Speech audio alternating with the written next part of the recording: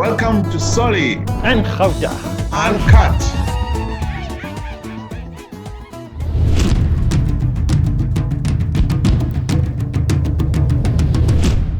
Greetings. Today we're talking to best-selling author and investigative journalist Mandy Wiener, who also wrote a book last year on whistleblowers. We're also very honored to be joined by Bianca Goodson, who was CEO at Trillian, but also known as the Eskom whistleblower. Welcome. The Life of Whistleblowers. What a book you have wrote then. What decided you to write this book, given the fact that whistleblowers in South Africa are not protected? Many have lost their lives and assets, their jobs. What made you decide to write about the whistleblowers? So I spent a lot of time writing about organized crime and about corruption. Yes. I felt like I wanted to do something slightly differently. And I came across a whistleblower whose story was incredibly powerful. And this person wanted me to write a book about their story, their lives. And we had many discussions, but that book never came to fruition. But having those conversations with that particular whistleblower opened my eyes to the plight of other whistleblowers in South Africa, particularly around the state capture era and those whistleblowers that had come forward around state capture. So as a result of that, I thought, well, let me look at various whistleblowers and tell their stories, their narratives, very much the human story. And in the book, I speak to various whistleblowers, not all of them state capture, but some going back, for example, Patricia de Lille, who blew the whistle on the arms deal, Imran Mukadam, who blew the whistle on the bread cartels in the Western Cape, all the way through to civil servants, people like Jimmy Mohlala, who was killed for blowing the whistle on corruption, someone like Mos Pakwe, who was also killed. So I wanted to tell these stories so South Africans knew them, and to also advocate for change, because we need to change many things around whistleblowing in South Africa.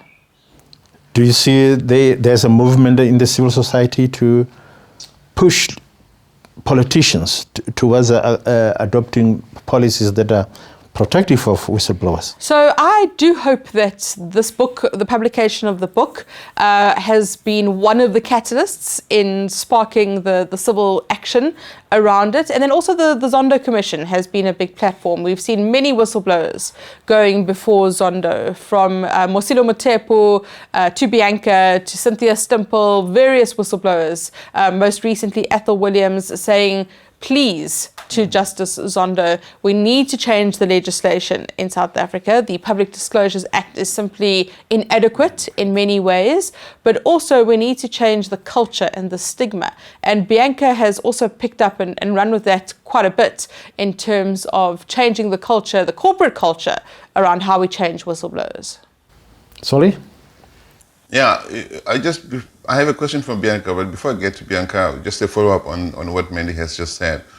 There is the Zondo Commission currently going on in South Africa, and a lot of the people who are implicated in it have played a role or would have played a role in influencing whether or not the correct legislation, is put in place to protect people that we call whistleblowers. And then the governing party is also divided into what is called the radical economic transformation team or faction or coalition on the one hand, and what some people call the progressives on the other hand. Now, the governing party cannot get to a point where they agree on what to do on this sort of thing, while half of them are, might end up in jail, as we know that, and half of them are saying, look, we need to start doing the right thing for South Africa. I don't know. I'm just saying half, for the sake of argument. It could be that it's 70% and 30% on either way you look at it. Point I'm making is the governing party is not in a point where it can agree to do the right thing. Where do we go from here? What is the solution? So I do think that Justice Zondo has got a unique opportunity right now to make recommendations around the changing of legislation. I think that because of all the whistleblowers that have come before Zondo, I think that he has promised, he has given an undertaking that he and his evidence leaders leaders are looking at this particular issue. And if he makes recommendations, again, it all comes down to what happens to Zondo's recommendations. As you say, will the president implement them? Will the ANC put pressure on him not to implement them? And it does always come down to who holds the weight of the balance of power in the ANC. But I do think that out of the State Capture Commission, we will hopefully see more support for whistleblowers, for the fight against corruption, and that the progressives within the ANC will hold out. Because I do feel that the progressives feel that these whistleblowers, we owe them a great debt of gratitude, because we wouldn't know about half of the state capture, all of the state capture corruption, if it wasn't for whistleblowers coming forward, if it wasn't for good journalists. And I would just look at the Gupta leaks whistleblowers, who I write about in the book as well. Had it not been for them, we would never have got this stash of emails from within the heart of the Gupta empire. Yeah, it's a tough call, because corruption in South Africa is politically driven. And the African National Congress has admitted time and again that it has a difficulty dealing with corruption within its ranks. I mean, vote buying is rampant up to the highest office. It's very difficult. Nobody can get in a position of leadership in the ANC without buying votes. So it should be a very, very difficult call, because lots of people know about corruption in municipalities, in the political parties themselves, in the ANC itself, within its structures. Now, if corruption is within the ruling party, endemic and rooted, it's a tough call for civil society to really deal with it, with that culture. So I am not political in any way. I'm your average South African for all intents and purposes, right? And I don't know a lot about politics. So I don't want to appear naive, although I think I do risk that by the statement I'm about to make right now. South Africa has got a history where we overcame apartheid. And the party and the people that came together to enforce that became a political party. It's not necessarily to say that we are at the whims to a political party. I know that we have a ruling party, and I know that the way our constitution works, that we have to have a majority vote when it comes to the National Assembly and so forth. But I think we maybe are not putting enough effort or enough sort of emphasis on things like civil society and corporates, for example. Our ruling party needs funding from somewhere, right? So if you can start what I called earlier, and Mandy speaks about it publicly, the societal revolution, where people actually start affecting this change and start affecting the change within the party from the ground roots level up, I think that there's hope for change. The problem, though, is that I think we expect it too quickly. When you're trying to change a culture of a society, it's just going to take a long time. And what we started here is we've started building the seed, planting the seed, so to say, and it's going to take a while. And we're going to have to just persevere through it. But I'm not going to find myself a victim or see myself as a victim because I don't have the ability to influence members of parliament of a National Assembly for a party that I may or may not vote for. I'm still going to stand up and speak my truth. I'm still going to try and affect change through corporates, through civil society, globally and nationally and locally, to see if in time that change can come about. So I know that this may seem like a political discussion, but at the end of the day, what we're really talking about here is people's lives. The narrative can't be linked, in my opinion, to politics. Yeah. But again, I did put the caveat in that I don't want to come across as being naive to politics. I know that it's more complex than what I may be saying. But I just really think that more of your typical average Gokos, Mama Gokos, need to start having these kind of conversations to be able to affect change within the lifetimes of hopefully our kids and not necessarily in ours. Yeah, thank you, Bianca. I've read your story. I've been busy with this, and I'm touched by your story. Okay, I'm touched by Musilo's story and all the other stories that are related in the book. And before we go ahead with this conversation, Bianca, I have to ask you, is it okay to call you a whistleblower or other people? Absolutely. I'm not very sensitive to much. Okay. Please, with pleasure. In the end, whether we call it whistleblower or something else, it is what it is, right? It describes what happens. And Mandy, I must tell you that I know people who've come to me because I always, I talk about these things on other platforms. I have people whom I think should be at the state capture inquiry, but a lot of people are hiding out there, and we understand because there's not sufficient protection for whistleblowers in South Africa. There are people who are hiding who have some really important information to give to the commission, to other platforms. They are afraid because some of them think there will not be future deployments for them if they do this. And this is a big problem. So people are sitting there saying, you know what, I'd rather not tell. And we really do need to get to a point where there's change. But Bianca, surely, and I guess that I sense that you don't want to talk about politics, but it's all political. A lot of the people who got into this position are politicians. They are powerful people in this country. And the only way to change things in South Africa is to get the ANC out of power or to weaken the ANC. Who are the people that are voting, right? The people that are voting are not politicians.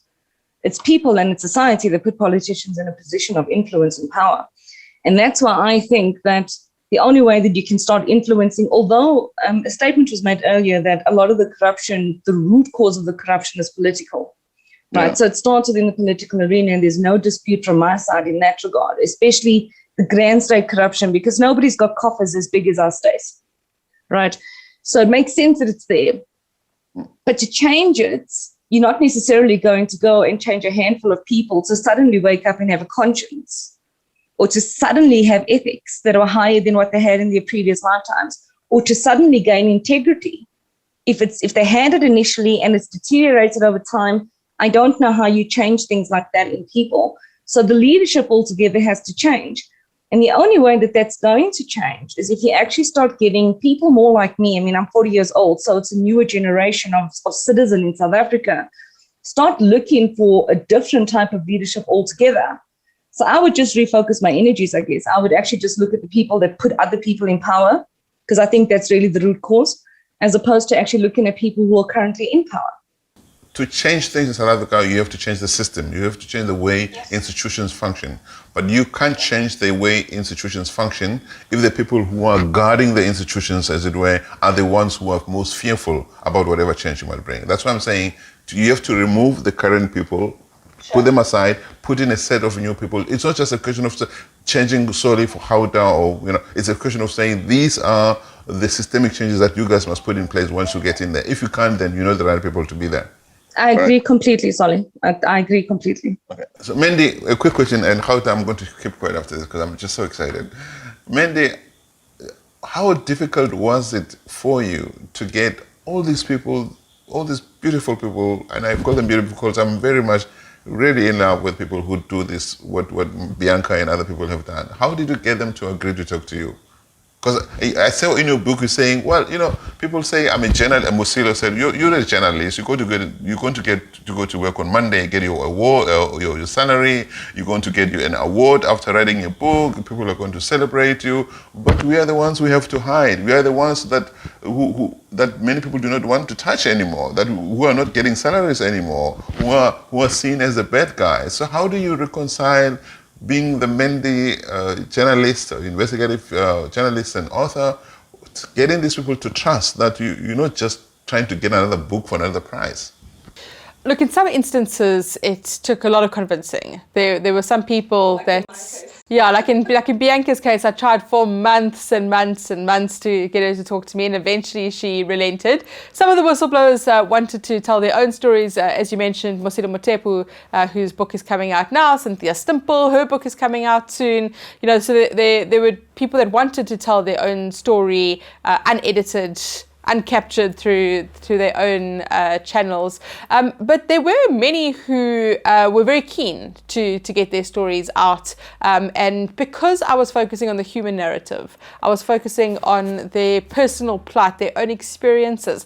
I didn't necessarily always go into the merits of the case. What they exposed, the intricacies of the corruption and the financials and all of that. I really wanted to just hear about their personal experiences and their families and what they went through, I think people were more keen. And I was fortunate in some instances that they had maybe heard of me or read my books before, and they felt that that they could trust me. But also, I really just wanted to put a spotlight on people, because we know about the state capture, we know about Eskom and the scandals around it. We don't always know the names of the people that brought it to light, and that's what we need to do in this country. Let me go to Bianca. You've made 2,500 job applications, and you were turned down, or you didn't get any responses in most of them. And do you think that the corporate South Africa is getting its cue from politicians to sideline people like you from those jobs? I think as a culture in South Africa, generally, people don't like rocking the boat unless they're absolutely pushed to the edge or they're desperate, right? I think we're a culture of a society of people that brush things under the carpet, and then we do a lot of things for face value and appearances. And I think that's what corporates do. I think corporates are very happy to make public statements that back me. And I can only tell you about me. I've had so many corporates say that I'm brave, that they wish that they had employees like me and so forth. And I take their business cards at the drinks or the dinner and I email my CV the next day and I don't get a response. You know, so I think that we've become a bit of a superficial society where we do all the right things on paper, but when it actually comes to trying to do the right things ethically and from an integrous perspective, there's just way too much fear of rocking the boat. And I think I'm perceived as one of those people that can rock a boat because of what I've done. I think Sage let me go because they were too fearful of my public profile and they were scared of the association.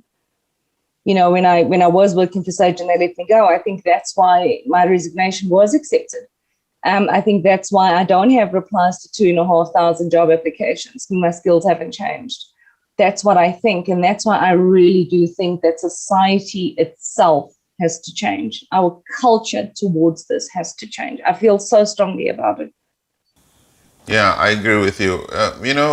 Mandy, if you think about it, because we can't immediately change the politics, surely we can influence corporates. And just to continue on this theme, if you look at an organization such as the Business Leadership South Africa, it's led by a lady that I have huge admiration for, Busisiwe Mavuso, and she speaks out about these things. But perhaps, Mandy, we could pressure people like her, like Business Leadership South Africa, to take on the responsibility to say we support whistleblowers because we want to do right, because corporate governance is important, because corruption hurts all South Africans, especially corruption that is in the public sector. Look at how much money has been taken from the public sector over the past 15 years or so.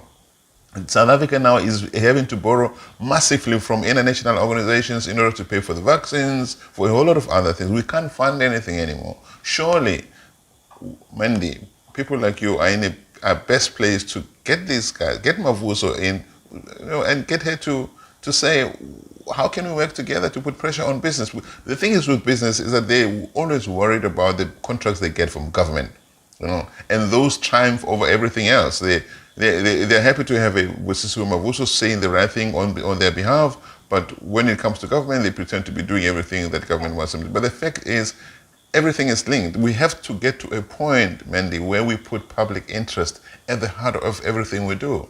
Which is precisely why I'm here and why I've written this book, and what I'm doing is because I am trying to advocate for some kind of cultural change. There needs to be a speak-up culture in corporates. I think it's important for Business Leadership South Africa to get involved, but I think it goes beyond that, and it goes into the very ingrained corporate culture that we are seeing. A lot of the corporates do it as a facade. It's a show. There's a hotline. They trumpet the hotline. The hotline doesn't actually work because it lands up, just being a tip-off and it becomes a witch hunt. So I think that there has to be a fundamental change. And I find that many whistleblowers that I've written about in terms of corporate structures, they may blow the whistle and then, as Bianca has spoken about, they're tainted. They wear the scarlet letter W, they're pushed to the fringes of society, when in fact they should be celebrated. They're treated as impimpies or tattletales. They are problematic, whereas they should be appointed as ethics officers to corporate boards.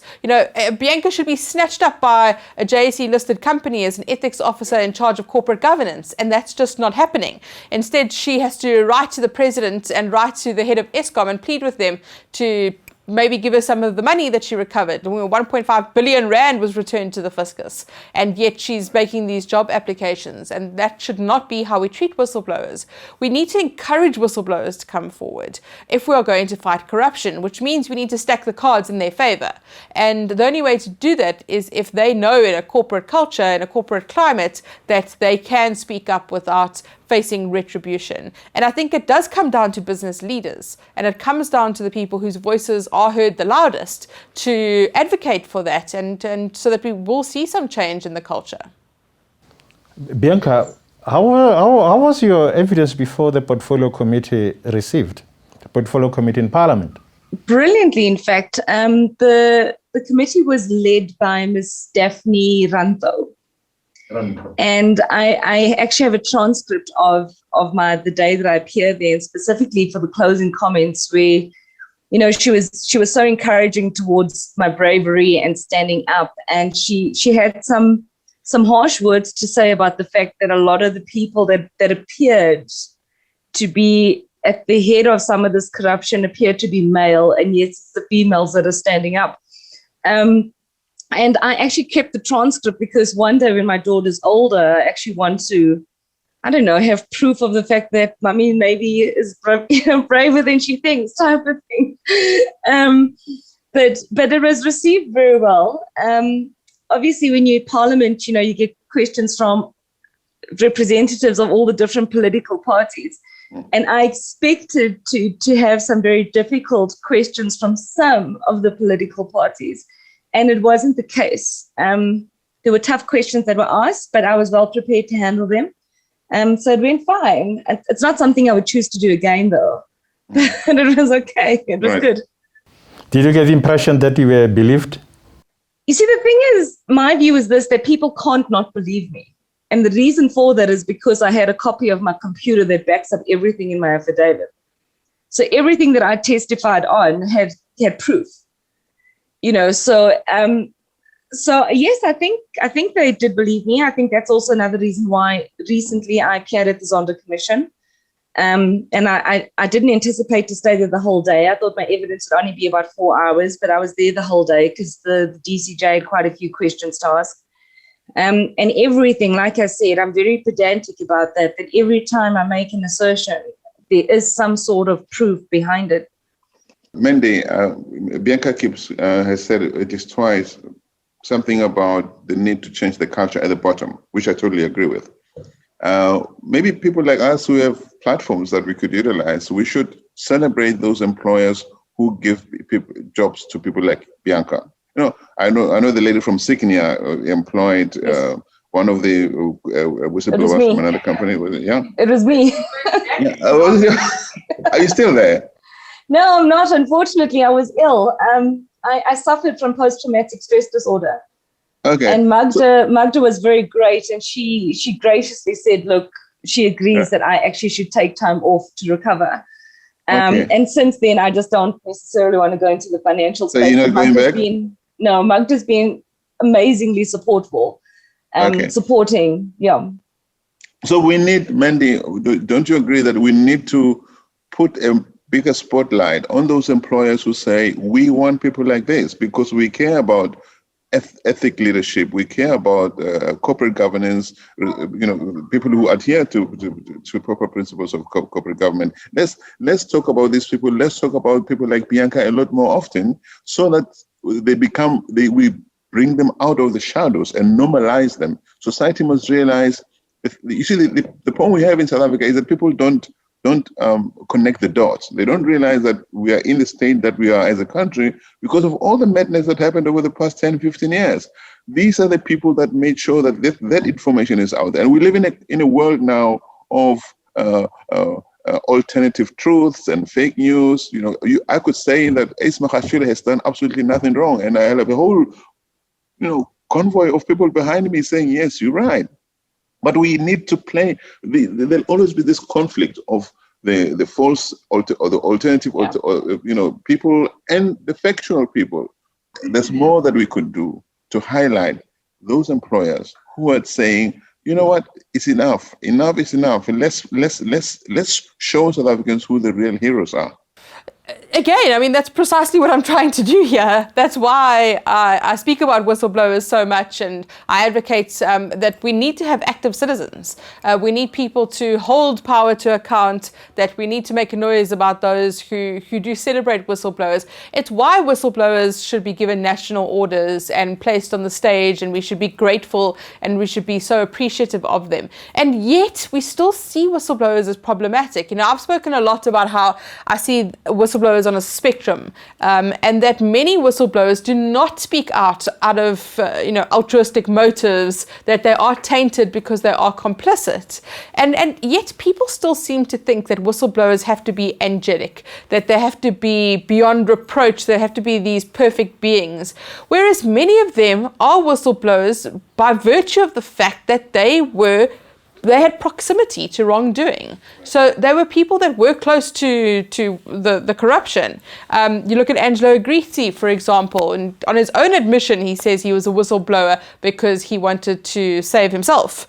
But he remains a whistleblower in my view. And yet we still see these people as so problematic rather than seeing them as good people. And I absolutely agree with you. We have to celebrate those companies that have got proper corporate governance in place, but also it comes down to the Protected Disclosures Act, right? And one of the biggest problems with it is that there is no accountability for corporates. So there's no oversight mechanism in the PDA, and that's what needs to change so that we can ensure that those corporates who are litigated against, that there is some kind of mechanism to ensure that they are actually abiding by the recommendations, that they're doing all the things that we need them to do in order to ensure that whistleblowers are protected. I think corporate South Africa has a catalytic role to play in combating corruption. Just like as corporate South Africa played some role in urging the National Party towards reforms in the past, in the 80s, because the economy was floundering because of sanctions and apartheid problems in general. Now here we have the African National Congress. It has mismanaged the economy precisely because of the corrupt culture that is in the party. And the party is unable to change. It's impervious to criticism. It's in fact stigmatizes people that speak out about corruption. Now, with the ANC unable to change, I think that what is left is for corporate South Africa to finance all institutions that are trying to make a difference and help whistleblowers, support them. There should be a mechanism to support it. To be fair, sorry to interrupt you. I know that you guys are, not so keen on the ANC and government, but I think that there's also an issue around the corporate responsibility here, in the sense that many of the whistleblowers that I have written about in my book blow the whistle on corporates and on their companies, and that they have been mistreated as well. Like Bianca, I write about some people that have blown the whistle on pension funds, and I think that it's not just in state-owned entities. There are a lot of whistleblowers in corporate environments who have been mistreated within their own companies, and I think it's important that we look at that as dynamic, well. Yeah. But I think it's because corporates have got that financial muscle. People like Bianca should have a recourse when they don't have any source of income. A fund should be set up, things like that, by the corporate South Africa to support people like this. Yes, so that is one of the suggestions that are put forward in the book, that each industry could have its own industry-funded entity that protects whistleblowers. So that's one of the options to look at. So, for example, the banking industry could have a support system for whistleblowers there, the insurance industry, whatever it may be. The other option that I'm in favor of is to have a whistleblowing house like they've got in the Netherlands, which is a Chapter 9 organization. It's funded by government, but it is completely independent of government, and it provides legal, physical, mental support to whistleblowers, but it is an entirely independent entity that protects and supports whistleblowers. You know, I'm very mindful of the fact that my story may not be very inspirational, because the consequences, I'm still living through them and they're not that great. But I do think that I have a responsibility to at least mention to other people that this is really important. You know, so even although I know the consequences sometimes do seem high, for us to be able to become the country that we want our kids to live in, people have to start speaking up more. So I hope that they don't necessarily see my story from a negative light, but also one where I feel like a better person and I feel like I've at least achieved something significant with my life.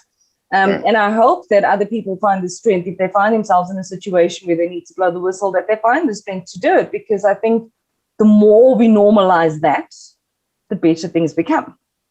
Yeah, thank you very much. On that note, to our viewers out there, thank you very much for being with us again. And I would like to thank Mandy and Bianca for joining us. Please go and read the book, learn to know about these fellow South Africans who are doing awesome things, who have done awesome things for us to know what has been happening out there. So on that note, please do not forget to keep following us on Soli and Gauta on Twitter and Facebook. Thank you. Thanks for watching Soli and Gauta Uncut.